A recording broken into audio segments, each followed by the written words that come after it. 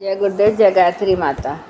8वां अध्याय श्रीमद् भागवत पुराण। मार्कंडेय जी की तपस्या और वर प्राप्ति।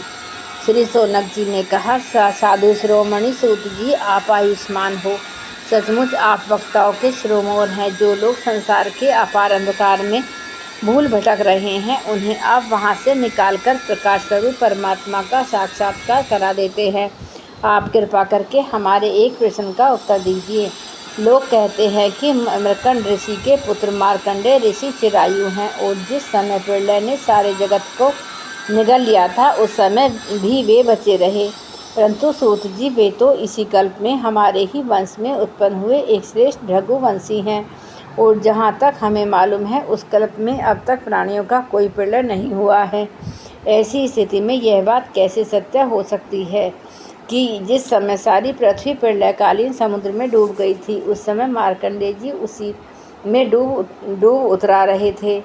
उन्होंने अक्षयवट के पत्ते के दोने में अत्यंत अद्भुत और सोए हुए बाल मुकुंद का दर्शन किया। सूत जी, हमारे मन में बड़ा संदेह है और इस बात को जानने की बड़ी उत्कंठा है। आप बड़े योगी हैं, पुराणिकों में सम्मानित हैं। आप कृपा करके हमारा यह संदेह मिटा दीजिए।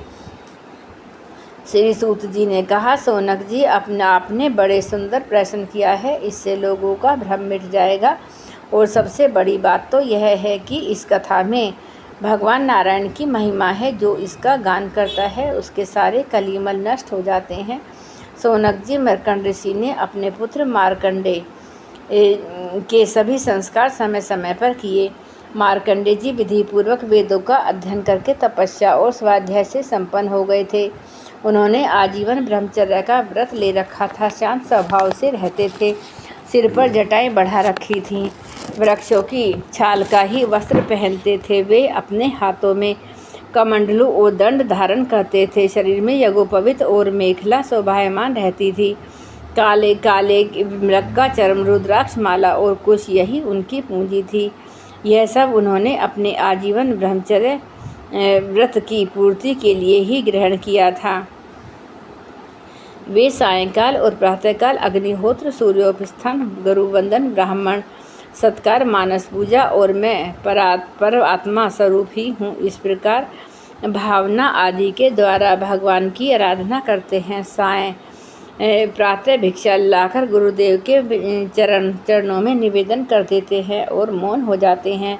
गुरु जी की आज्ञा होती है तो एक बार खा लेते हैं, अन्यथा उपवास ही करते हैं। मार्कंडेय जी ने इस प्रकार तपस्या और स्वाध्याय में तत्पर रहकर करोड़ों वर्षों तक भगवान की आराधना की और इसी प्रकार उस मृत्यु पर भी विजय प्राप्त कर ली, जिसको जीतना बड़े बड़े योगियों के लिए भी कठिन है। मार्कंडेय जी की मृत्यु विजय को देखकर भृगु, शंकर, दक्ष प्रजापति, ब्रह्मा जी के अन्यान्य पुत्र, मनुष्य, देवता, पितृ एवं अन्य सभी प्राणी अत्यंत विस्मित हो गए। आजीवन ब्रह्मचर्य व्रतधारी एवं योगी मार्कंडेय जी इस प्रकार तपस्या, स्वाध्याय और संयम आदि के द्वारा अविद्या आदि सारे कलेशों को मिटाकर शुद्ध अंतःकरण से इंद्रियातीत परमात्मा का ध्यान करने लगे। योगी मार्कंडेय जी महायोग के द्वारा अपना चित्त भगवान के स्वरूप में जोड़ते रहे। इस प्रकार साधना करते करते बहुत समय 6 मनवंतर व्यतीत हो गए। ब्राह्मण, इन 7वें मनवंतर में जब इंद्र को इस बात का पता चला, तब तो वे उनकी तपस्या से शंकित भयभीत हो गए। इसलिए उन्होंने उनकी तपस्या में विघ्न डालना आरंभ कर दिया। शौनक जी, इंद्र ने मार्कंडेय जी की तपस्या में विघ्न डालने के लिए अनेकों आश्रम, गंधर्व, अप्सराएं, काम, वसंत, मलयानिल, लोभ और मद को भेजा। भगवान वे सब उनकी आज्ञा के अनुसार उनके आश्रम पर गए। मार्कंडेय जी का आश्रम हिमालय के उत्तर की ओर है। वहाँ पुष्पभद्रा नाम की नदी बहती है और उसके पास ही विचित्रा नाम की एक शिला है। शौनक जी, मार्कंडेय जी का आश्रम बड़ा ही पवित्र है। चारों ओर हरे भरे पवित्र वृक्षों की पंक्तियां हैं। उन पर लताएं लहलहाती रहती हैं। वृक्षों के जुगमुट में स्थान स्थान पर पुण्यात्मा ऋषिगण निवास करते हैं और बड़े ही पवित्र एवं निर्मल जल से भरे जलाशय सब ऋतुओं में एक से ही रहते हैं। कहीं मतवाले भोरे अपनी संगीतमय गुंजाश से लोगों का मन आकर्षित करते रहते हैं, तो कहीं मतवाले कोकिल पंचम स्वर में कुहू कुहू करते रहते हैं, कहीं मतवाले मोर अपने पंख फैलाकर कलापूर्ण नृत्य करते रहते हैं, तो कहीं अन्य मतवाले पक्षियों का झुंड खेलता रहता है। मार्कंडेय जी मुनि के ऐसे पवित्र आश्रम के इंद्र के भेजे हुए वायु ने प्रवेश किया। वहाँ उसने पहले शीतल झरनों की नन्ही नन्ही फुइयाँ संग्रह की, इसके बाद सुगंधित पुष्पों का आलिंगन किया और फिर काम भाव को उत्तेजित करते हुए धीरे धीरे बहने लगा। कामदेव के प्यारे सखा बसंत ने भी अपनी माया फैलाई। संध्या का समय था। चंद्रमा उदित हो अपनी मनोहर किरणों का विस्तार कर रहे थे। सहस्त्र सहस्त्र डालियों वाले वृक्ष लताओं का आलिंगन पाकर धरती तक झुके हुए थे। नई नई कपोलों के फलों और फूलों के गुच्छे अलग ही शोभायमान हो रहे थे। बसंत का साम्राज्य देखकर कामदेव ने भी वहाँ प्रवेश किया। उसके साथ गाने बजाने वाले गंधर्व झुंड के झुंड चल रहे थे। उसके चारों ओर बहुत सी स्वर्गीय अप्सराएं चल रही थीं और अकेला काम ही सबका नायक था। उसके हाथ में पुष्पों का धनुष और उस पर मनमोहन सम्मोहन आदि बाण चढ़े हुए थे। समय मार्कंडेय मुनि अग्निहोत्र करके भगवान की उपासना कर रहे थे। उनके नेत्र बंद थे। वे इतने तेजस्वी थे कि मानो स्वयं अग्निदेव ही मूर्तिमान होकर बैठे हों। उनको देखने से ही मालूम हो जाता था कि इनको पराजित कर सकना बहुत कठिन है। इंद्र की आज्ञाकारी सेवकों ने मार्कंडेय जी मुनि को इस अवस्था में देखा। अब अप्सराएं और उनके सामने नाचने लगी। कुछ गंधर्व मधुर गान करने लगे तो कुछ मृदंग वीणा ढोल आदि बाजे बड़े मनोहर स्वर में बजाने लगे। सोनक जी, अब कामदेव ने अपने पुष्प निर्मित धनुष पर पंचमुख बाण चलाया। उसके बाणों के 5 मुख हैं, शोषण, दीपन, सम्मोहन, तापन और उन्मादन। जिस समय वह निशाना लगाने की ताक में था, उस समय इंद्र के सेवक बसंत और लोभ मार्कंडेय मुनि का मन विचलित करने के लिए प्रयत्नशील थे। उनके सामने ही पुंजिक स्थली नाम की सुंदर अप्सरा गेंद खेल रही थी। स्तनों के भार से बार बार उसकी कमर लचक जाया करती थी। साथ ही उसकी चोटियों में गुथे हुए सुंदर सुंदर पुष्प और मालाएं बिखर कर धरती पर गिरती जा रही थी। कभी कभी वह तिरछी चित्रण से इधर उधर देख लिया करती थी। उसके नेत्र कभी गेंद के साथ आकाश की ओर जाते, कभी धरती की ओर और कभी हथेलियों की ओर। वह बड़ी हाव भाव के साथ गेंद की ओर दौड़ती थी। उसी समय उसकी करधनी टूट गई और वायु ने उसकी झीनी सी साड़ी को शरीर से अलग कर दिया। कामदेव ने अपना उपयुक्त अवसर देखकर और यह समझकर कि अब मार्कंडेय जी मुनि को मैंने जीत लिया, उनके ऊपर अपना बाण छोड़ा, परंतु उसकी एक न चली। मार्कंडेय जी मुनि पर उसका सारा उद्योग निष्फल हो गया। ठीक वैसे ही जैसे असमर्थ और अभागे पुरुषों के प्रयत्न विफल हो जाते हैं। सोनक जी, मार्कंडेय जी मुनि अपरिमित तेजस्वी थे। काम वसंत आदि आए तो थे इसलिए कि उन्हें तपस्या में भ्रष्ट कर दे, परंतु अब उनके तेज से जलने लगे और ठीक उसी प्रकार भाग गए जैसे छोटे छोटे बच्चे सोते हुए सांप को जगाकर भाग जाते हैं। सोनक जी, इंद्र के सेवकों ने इस प्रकार मार्कंडेय जी को अपराजित करना चाहा, परंतु वे एक व्यक्ति भर भी विचलित न हुए। इतना ही नहीं, उनके मन में इस बात को लेकर तनिक भी अहंकार का भाव न हुआ। सच है कि महापुरुषों के लिए यह कौन सी आश्चर्य की बात है। जब देवराज ने इंद्र ने देखा कि कामदेव अपनी सेना के साथ निस्तेज हतप्रद होकर लौटा है और सुना कि ब्रह्म ऋषि के मार्कंडेय जी परम प्रभावशाली हैं, तब उन्हें बड़ा ही आश्चर्य हुआ। सोनक जी, मार्कंडेय जी मुनि तपस्या, स्वाध्याय, धारणा, ध्यान और समाधि के द्वारा भगवान में चित्त लगाने का प्रयत्न करते रहते हैं। अब उन पर कृपा प्रसाद की वर्षा करने के लिए मुनिजन नैन मनोहारी नरोत्तम नर और भगवान नारायण प्रकट हुए।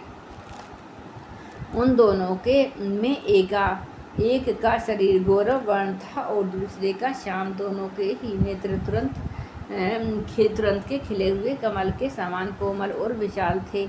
4 भुजाएं थी। एक मृग चरण पहने हुए थे और दूसरे वृक्ष की छाल हाथों में कुश लिए हुए थे और गले में 3-3 सूत के यज्ञोपवीत शोभायमान थे। वे कमंडलू और चोर बांस का सीधा दंड ग्रहण किए हुए थे। कमल गट्टे की माला और जीवों को हटाने के लिए वस्त्र की कूंची भी रखे हुए थे। ब्रह्म, इंद्र आदि के भी पूज्य भगवान नर नारायण कुछ ऊंचे कद के थे। वेद धारण किए हुए थे। उनके शरीर से चमकती हुई बिजली के समान पीले पीले रंग की कांति निकल रही थी। वे ऐसे मालूम होते थे कि मानो स्वयं तब ही मूर्तिमान हो गया हो। अब मार्कंडेय जी मुनि ने देखा कि भगवान के साक्षात स्वरूप नर नारायण ऋषि पधारे हैं। तब वे बड़े आदर भाव से उठकर खड़े हो गए और धरती पर दंडवत लौटकर साष्टांग प्रणाम किया। भगवान के दिव्य दर्शन से ही उन्हें इतना आनंद हुआ कि उनका रोम रोम, उनकी सारी इंद्रियां एवं अंतःकरण शांति के समुद्र में गोता खाने लगे। शरीर पुलकित हो गया, नेत्रों में आंसू उमड़ आए, जिनके कारण वे उन्हें भर आँख देख भी न सकते थे।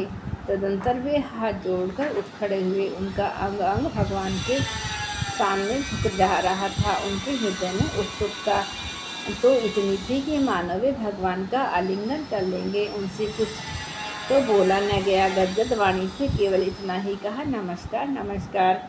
इसके बाद उन्होंने दोनों को आसन पर बैठाया, बड़े प्रेम से उनके चरण पखारे और अर्घ्य, चंदन, धूप और माला आदि से उनकी पूजा करने लगे। भगवान नर नारायण सुखपूर्वक आसन पर विराजमान थे और मार्कंडेय जी कृपा प्रसाद की वर्षा कर रहे थे।